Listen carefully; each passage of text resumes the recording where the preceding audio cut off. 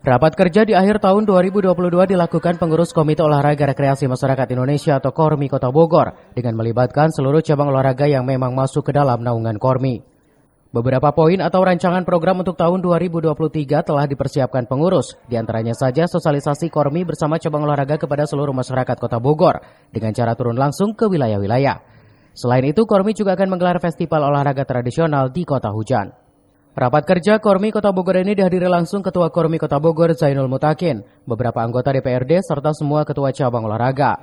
Adapun output dari kegiatan ini adalah bisa menghasilkan satu pemahaman untuk mengembangkan olahraga tradisional di Kota Bogor tahun 2023. Pada raker ini Zainul Mutakin juga menyampaikan jika tahun 2023 nanti KORMI Kota Bogor akan mendapatkan dana hibah dari pemerintah Kota Bogor kurang lebih 1 miliar rupiah. Dari Kota Bogor, Cevi Suryadi melaporkan.